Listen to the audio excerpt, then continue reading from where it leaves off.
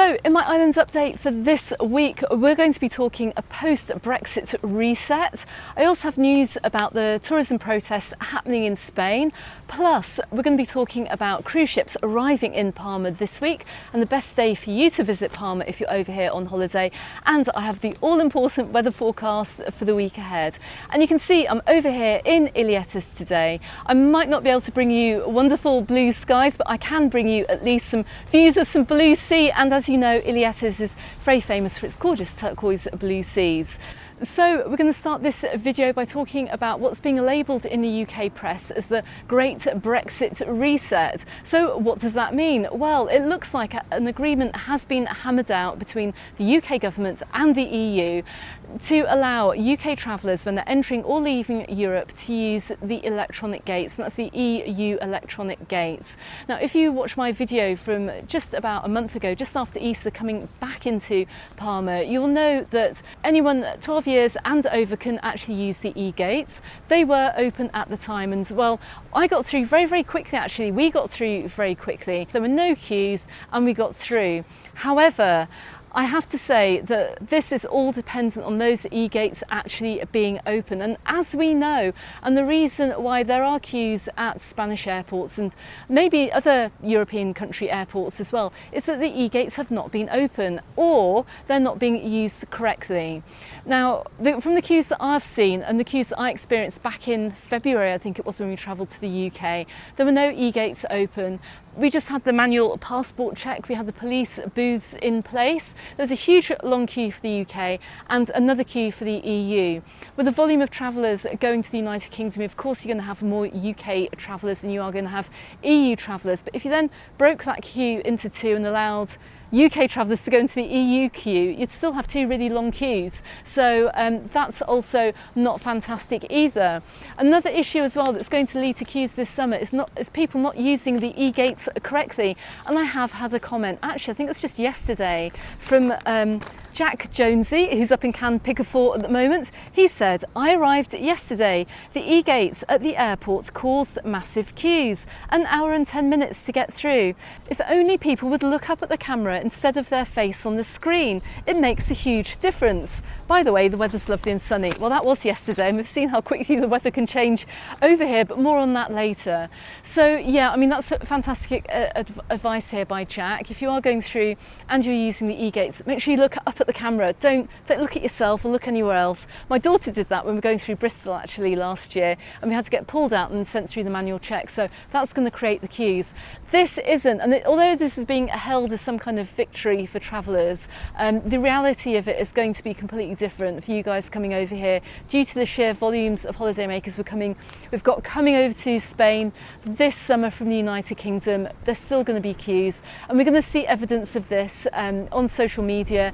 Normally at the weekends actually, or normally on the Saturday and the Sunday. I did see reports of the airport being extremely busy on Saturday and Sunday. I don't know if those e-gates were open at all times. They were for Jack, but he did say there was still a queue.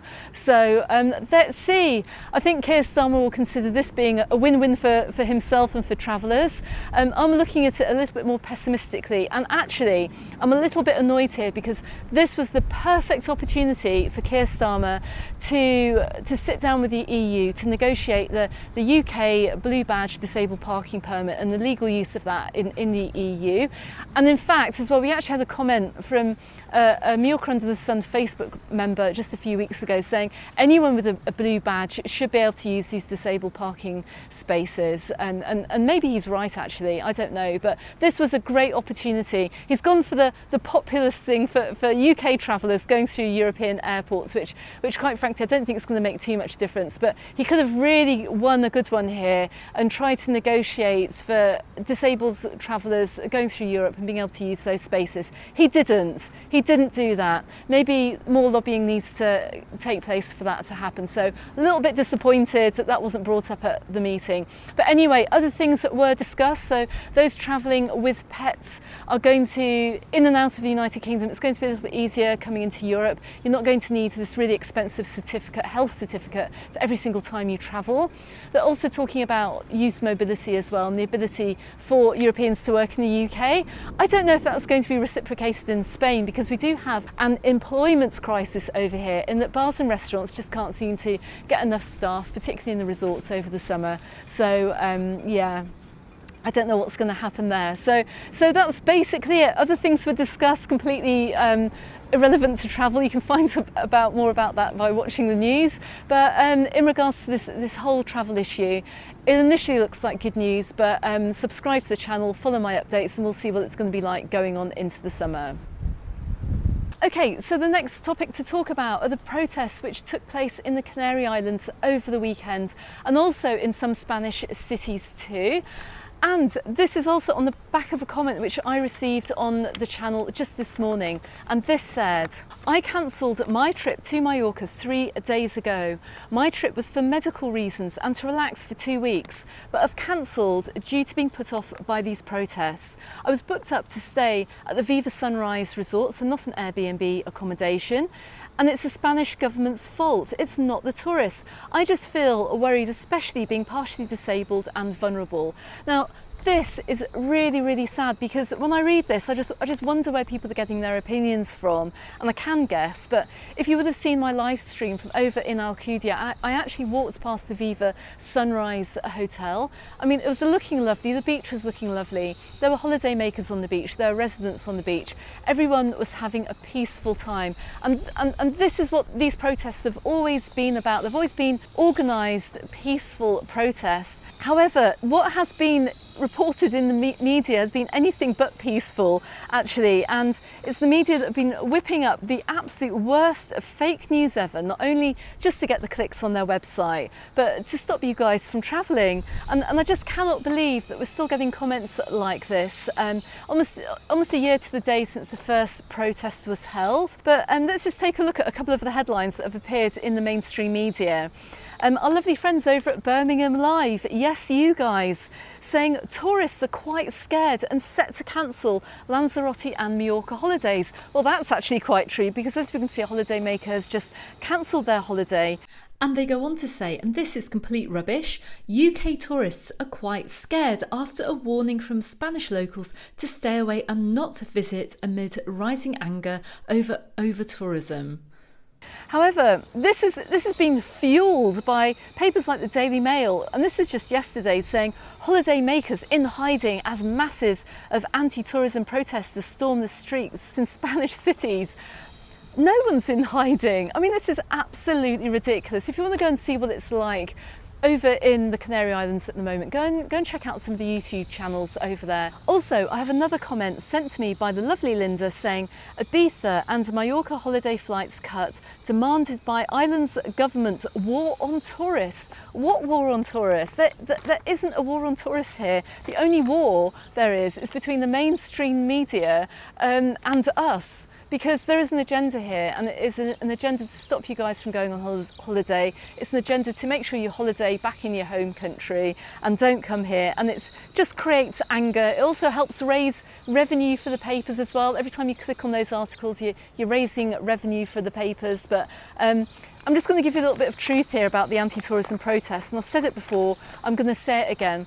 Go back and watch my last video from a protest that was held over here in Mallorca was it in March? It might have been in March or the beginning of April. I've been to all the protests here. They're not violent, there is no war. The protests are about the lack of infrastructure here and the fact that there's just hardly any affordable accommodation to allow local people to live here. On the same token as well, it doesn't help that local people are also selling their houses to wealthy Northern Europeans either. So there's something that the government needs to sort out. There's a complete lack of social housing, and I've reported on the social housing before. We know that social housing is being built down the road here in Calvia, right behind the Casabonas Hotel. Don't even think that's been finished. I mean, it's just everything's been ongoing, but the prices of rents here are astronomically high, and also with the congestion on the roads as well. You've seen my reports about the heavy traffic on the Via Cintura, the motorway running around the outside of Palma, and the hugely expensive renovations taking place on the Paseo Maritimo, and how that's been designed and has just created loads of traffic jams everywhere. I mean, it's about the infrastructure here. People want change, and people want to be able to afford to live and be paid fairly as well on the islands as well. And the current salaries at the moment just don't seem to allow that to happen. And there are concerns about over-tourism. We see the numbers of really big cruise ships coming into Palma every single week, and these were supposed to be capped. I don't know if they still are, but personally I've never seen so many holidaymakers in Palma. Plus, hotspots such as mountain villages and old towns such as Valdemosa, Soller and Santanyí have hit the headlines with reports of high numbers of visitors, making life in these towns very difficult for those who live there. There is no aggression towards tourists, but there is a demand for the government to do something about it. Goodness me, the wind's really picking up here. I'm just hoping my phone doesn't fly off. So I'm going to drop a link to a video in the pinned comment. Go and watch that video. If you are anywhere way scared about the war on tourists here, there is no war. It's all made up by the media. Also, as well, just to give you a little bit more truth about the protests, these are legal protests. You are allowed to protest in Spain. They're organised protests. They're by in no means threatening or angry protests as well. And there is one scheduled for, I think it's June the 15th this year. I'll probably be there again filming it, and I'll probably be there talking to the protesters again about why they are there and what it is that they want from the protest. But it's for nothing for you to be offended by. It's all about the government here. They're not protesting about you guys coming over here on holiday and spending your hard-earned money here on holiday either. And from everyone I've seen out and about in the resorts, everyone's having an absolutely fantastic time. No protests are taking place in the resorts at all. Just had to save my camera there from blowing away. Anyway, finally, let's talk about cruise ships arriving into Palma for this week. Some days are going to be busier than others, and the busiest days that we've got for cruise ships are going to be today, on Monday and Saturday. On Saturday, we have 11,000 cruise ship passengers arriving into Palma ports. We've got the Ada Cosma, the Marella Voyager and the Norwegian Breakaway Void. However, the best time to visit Palma for this week is going to be on a Wednesday. Only 600 cruise ship passengers are arriving on the Azamara Quest. Have a lovely time, guys, if you are coming in. You're going to find Wednesday to be a lot less busy around the key sites. It's going to be a lot more of a pleasant experience. Saturday, of course, is going to be a lot busier. It's going to be the weekend as well. You're going to have every single teenager in Palma on Saturday. You're also going to have the residents out and about as well shopping. So maybe give Saturday a miss, take a look at the other days of the week to get the best experience if you're over here on holiday for this week and you want to go and visit Palma. Finally, the weather forecast for the week ahead. Now, as this video has gone on, the wind has picked up and I'm absolutely terrified my camera's going to blow off down the coast. I'm hanging on for dear life here, but the wind has picked up. We're having a little bit of stormy weather today and we've got clouds, but it is very warm, and these warm winds are coming up from Africa. We've got highs this week of 29 degrees Celsius. We've got lows of 15 degrees Celsius. It's still fresh at night. Keep bringing a mix of clothes with you. That's not going to change for the foreseeable, but it has got warmer. We've got some lovely sunny days predicted on Tuesday and Wednesday. Thursday, Friday and Saturday we're going to have a little bit of rain, maybe some showers. We should see more sunshine on Saturday, and the sunshine is set to return on Sunday. So if you're coming over here, do have a safe trip. It might be a good week as well to consider hiring a car to get out and about around the island. Sometimes when it rains in one resort, it's not going to be raining on the other side of the island. It often stays a lot drier down here in the southwest than it does in the northeast. But I'm going to be out and about in the resorts this week, so don't forget to subscribe to the channel to catch those videos. And also, I'm getting sand in my eyes now, appearing both here and here on YouTube. You're going to find other videos to help you out with your holiday. You can also find me in the Facebook group and on my Instagram, also called Mallorca Under the Sun. And I look forward to seeing you on the next video. But I made it through this one. Anyway, thanks for watching everyone. I'll catch you on the next one. Goodbye for now.